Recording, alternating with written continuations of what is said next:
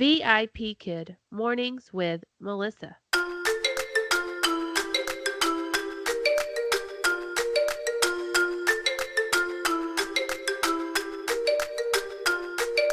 Today we are joined by Jeff Brown, who is going to talk to us about teaching with VIP Kid and traveling the world. He is a self-proclaimed digital nomad. Hi, Jeff. Thank you for joining us today. Hi, thank you for having me, Melissa. Well, we are excited to have you on today and talk about traveling and working with VIP Kid or being a digital nomad. But I would like to start out just by hearing your VIP Kid journey, how long you have been with the company. Yeah, I've been with the VIP Kid for 3 years, um, and I found VIP Kid while researching online teaching options. At the time, I was teaching at an online school, actually, so I had a lot of time on my hands. My schedule at the school allowed me a lot of free time and flexibility. So, in the research, I found that there were fewer options 3 years ago. So it was pretty easy to decide on VIP Kid. The other options just didn't compare. I really haven't looked to see what there is now. Um, but it's been a life-changing experience to get on with VIP Kid.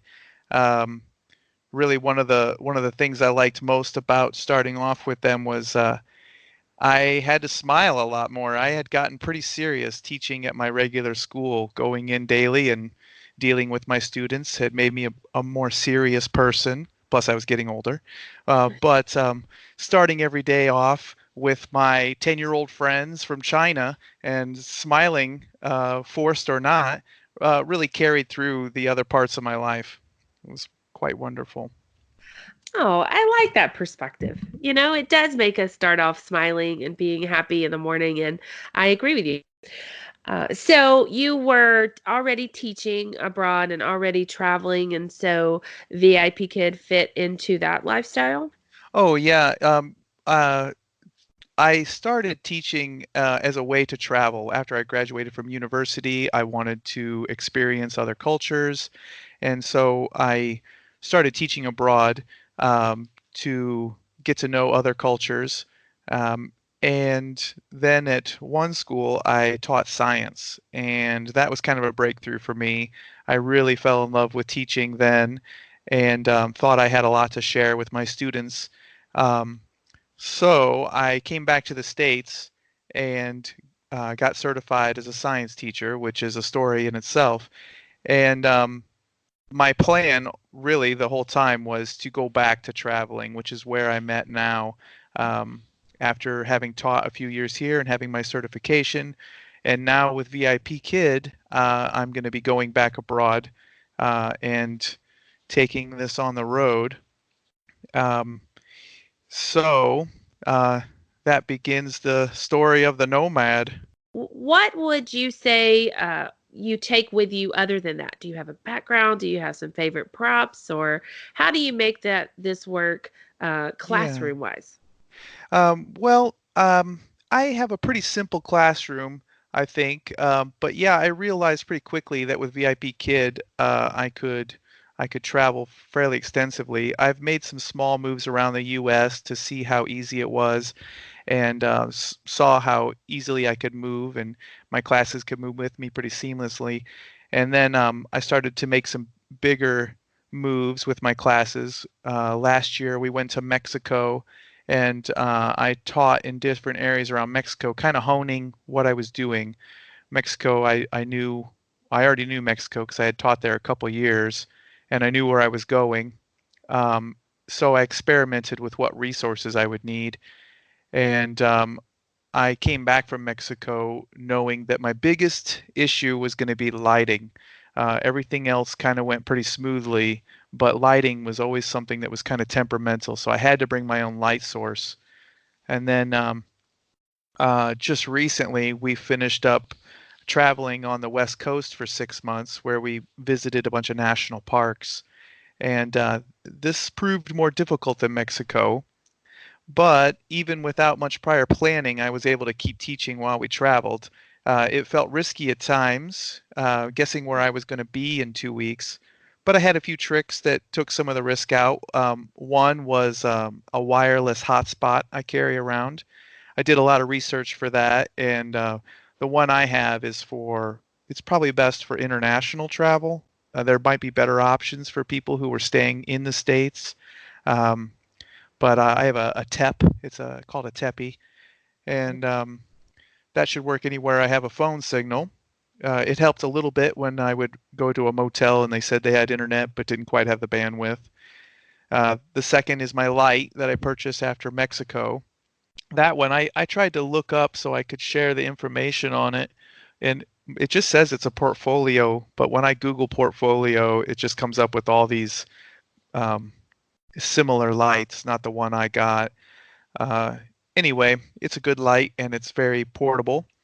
Um, and then I also have a battery from Jackery. It's called a power bar, and it allows me to plug in my computer or my light into it so that I have a power source. Oh, and an extension cord. That's probably been the most necessary item that I use the most often. Um, Right, something small, but you can't do it without that, right? yeah, The oh, extension cord. outlets cannot always be well placed. When it comes to my actual classroom, though, I used to, when I was living at a house, I used to go all out and have a different background for every month, and I had my realia, my things that Right. that coincided or were in line with the topics of the lesson. But I noticed that I wasn't using them very much, and my students didn't seem as interested in my background as they were in what we did on the screen, what I did on the screen with them. And so I've kind of honed that down a little bit, and I don't really use very much as far as um, props. Okay. Uh, I have heard quite a bit about digital props, and I was teaching at an online school, so I was familiar with some of them, but I really just haven't had the need for them yet. Uh, we'll see. Interesting. That was Yeah, my next question. Do you use digital props? But you answered it for me. So it does not seem yet. like that would be portable. I mean, because it would all be part of your computer laptop system. But Yeah. I know that there are definitely two schools of thought on digital props. So I wanted to ask that. So minimalistic, I guess, in terms of classroom, but you did a really great job, I think, telling us about what you have to have tech wise. The hotspot, the extension cord, the light, and the battery pack. I think that is important because if you need to go teach somewhere um, where maybe you have to teach two classes and you don't have that extension cord, you can use that pack. I use one from Straight Talk. It's like my backup mobile internet device, and I also have a Jackery battery. But they Uh, just sit, in my office. I am not going anywhere. I'm not a digital nomad, but they're my backup in case anything happens. exactly. And so Hmm. I think those are two great recommendations for. You Uh, mentioned the backup, and I do always, my wife always brings her iPad, and that is my backup in case something should happen with my computer. I find that classes on the iPad are pretty simple. yes, I like the iPad app. I do, Uh, I do it too. is simple. There's no AR stickers and there's no, I guess, dark mode or night mode, but all those things are new. So I forget to use those AR stickers in most of my classes anyway. I know they're cute, but I don't remember them, so I don't use them. I use them occasionally. I'll have a couple students who don't seem to want to keep their eye on the screen and put up an AR sticker, and all of a sudden they're, oh, I have ears. Yes, and you're Yes. looking at the screen. Yeah, you're looking at yourself, so you are looking this way. Let's move on. Yeah. So Hmm. where are you now, Jeff? You are. I'm in Chicago now. We just finished traveling. I mentioned the West Coast, the national parks. We also went to New York and DC and saw that area. Thank you, VIP Kid. Yes. And so where are you heading next? Where's your next destination? Next, we are off to Colombia. It is the new Costa Rica. Everybody's moving there. Oh, wow. Okay, so when are you heading to Colombia? Soon, very soon. Soon. We're finishing up our plans and we'll probably be there. Well, probably. We will be there by the end of the month. So when you are choosing your destination, or I guess planning to get to your destination, all do you ask questions about internet and setup, or Yeah. does that help you decide exactly where you're going in Colombia? To an extent, you know, it's becoming it's almost becoming difficult to find places that don't have good internet. Places that had bad internet um, 1, 2 years ago, all of a sudden they're the places with fiber optic, and so it's quite startling how many places I come across that I say, "What's the speed of your internet?" And they say, "Oh, we have fiber optic," and they're in the middle of nowhere, but they're putting in new infrastructure, and so that infrastructure becomes the best that they That they can can get. find. Well, that's encouraging. I think that's really encouraging. So let me ask you this, Jeff. You're traveling around, you're teaching in all these different places, you're meeting new people. Does anyone ever ask you, what you're doing? Are you ever able to share VIP Kid with anybody while you're traveling around? Oh yeah, yeah, definitely. I would say we get that question quite often. Anytime somebody finds out you're spending 2 months in Colombia, how do you do that? And then all of a sudden I'm explaining, well, I'm working too. I Yeah, mean, if you can call it work. yeah. I pack my work up and I take it with me. It's super Yeah. cool. Let me tell you about it. Yeah. Hmm. Well, I think there would be a lot of questions, from friends and family because you are leaving so often, you're traveling so often, but also from people, at your destinations, wondering maybe what you're doing. If you're not in a hotel room, if you're teaching sort of somewhere where other people can see you, oftentimes people as well, what were you doing? Oh, I was teaching a student in China. Yeah. And it just starts this really interesting conversation about VIP Kid and about culture and, even technology and education. And, I love having those conversations. So, do you have any conversations like that, maybe with hotel workers or people at the destination? Sometimes it's kind of rare because when I'm teaching, if I ever do have to teach in a hotel or motel, I'm in my room, um, and so they don't generally see me. And then when I travel, at this point at least, I have been doing, and it's a little expensive, but I've been doing Airbnbs because they Oh, they generally have everything we need. We walk in and we can cook our own food. We have the space to ourselves, and I can I'm not needing to make a lot of money. Our lifestyle is fairly minimalistic, and so as long as I can pay for where we're staying and pay for some of our food, then great. We're paying for our travels. okay. I didn't even think about that. But, definitely if you're staying somewhere, over a week, Airbnb is the way to go. Yeah.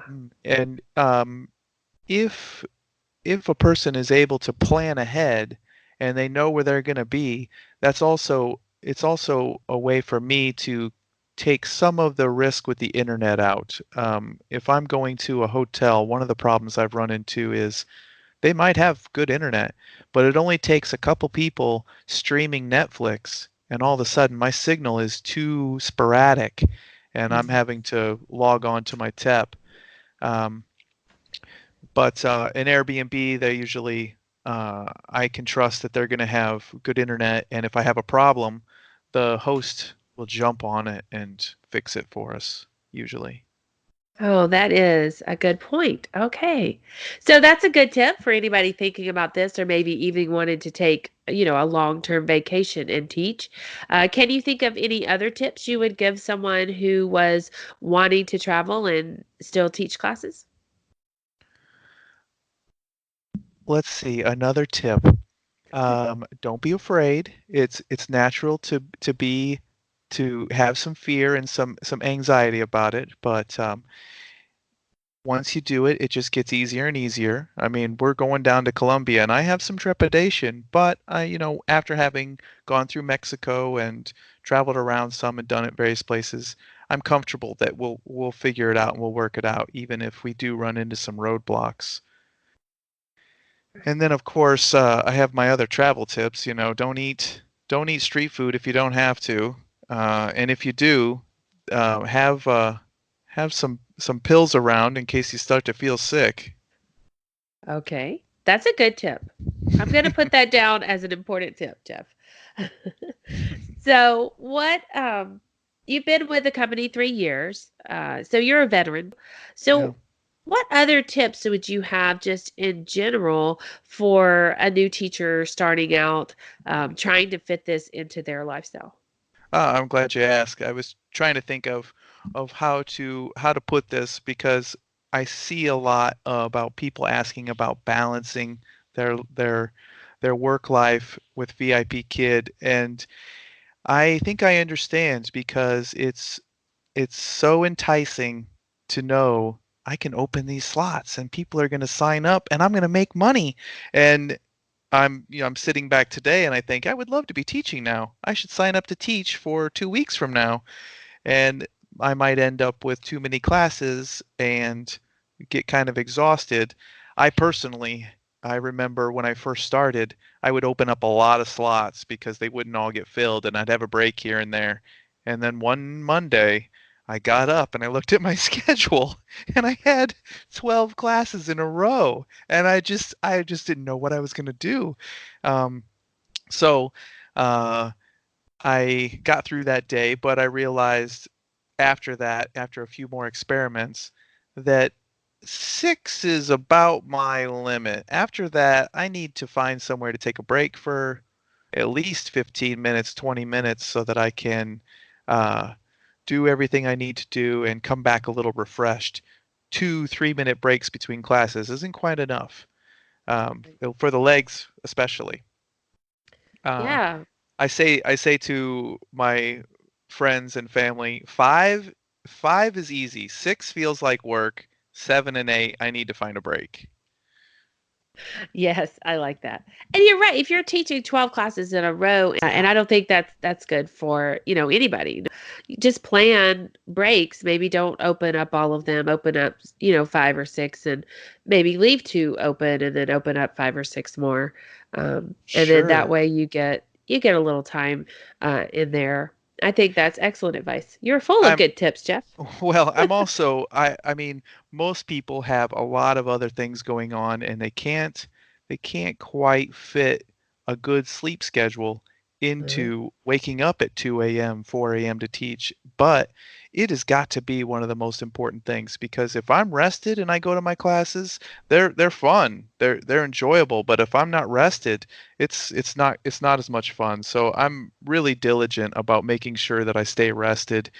Um, which, makes me sound like an old man, but going to bed at 8 o'clock at night so that I can get up at 4 in the morning, that's just something I have to do. yeah. I get it. And I think, many teachers are going to understand that. If there's any profession around the world, I think VIP kid teachers are going to understand going to bed with your children so you can wake up and teach, before the sun gets up. Yeah. So this is the place to talk about that. Well, so do you have any idea of where you might go after Columbia? I know you're not there yet, but Oh, are yeah. you planning ahead? Yeah, I would really like to have some more freedom in my schedule, but I also want to entertain friends and family and their interests. So I have a few people who want to come down and visit me while we're in South America, and my wife and I are planning to be down there for about a year. So I have a bit of it planned out. I know that after Colombia, we're going to go to Peru for a short time, and then I'm currently trying to get my head around the Patagonia. We really want to get down to Torres del Paine and Oh, uh, Paina. Anyway, I haven't figured out how to say it all yet, but I want to get down to Chile and see the national parks down there. It is, however, very difficult to find any information on it. Um, I have the Airbnb book though. Oh, well, And that's he's got good. fiber optics, so So you can't find a lot of information, but you know they have internet, yeah, and that's important. I know the town's got internet, and I know that he has fiber optics. So the only question is, how many classes will I teach a day? Right. Oh, I love it. So, see, it really is true when we tell people if you have a laptop and you have internet and good lighting, then you can teach, these classes wherever you are. It can go with you wherever you are. Mm-hmm. It's true. So much for coming on and sharing your experience and your tips and talking about your exciting travels as a VIP kid, digital nomad. And I will link your contact information in the podcast in case anyone has any more specific questions that maybe I didn't ask about traveling around as well. And thank you, Melissa, for not only for having me on, this was fun, but also for having this podcast. I looked up VIP Kid just to see if and there it was, Melissa's podcast. So fun. Yes, I think this to me fits in. You don't have to tune in at a certain time. If you are, you're driving or you're doing housework or whatever, you can just listen to a podcast on your time. And I thought this was something that VIP kid teachers, could appreciate. And we could also just get to know each other more. I could interview different teachers and sort of get the word out about different things like being a digital nomad. So I hope it is helpful. So thank you for saying that.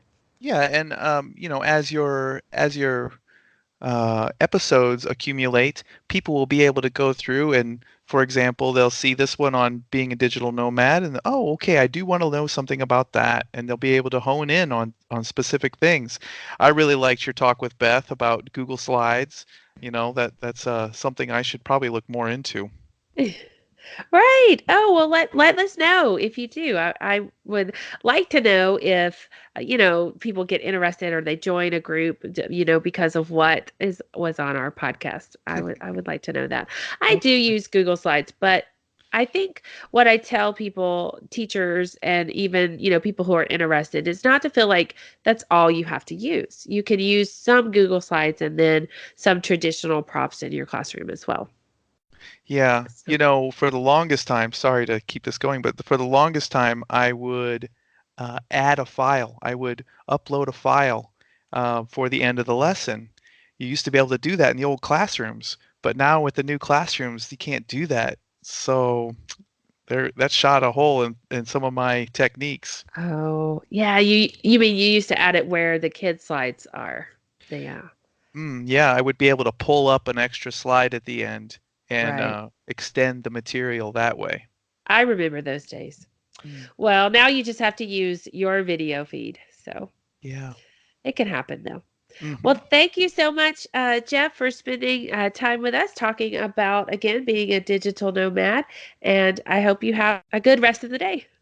Thank you. You too.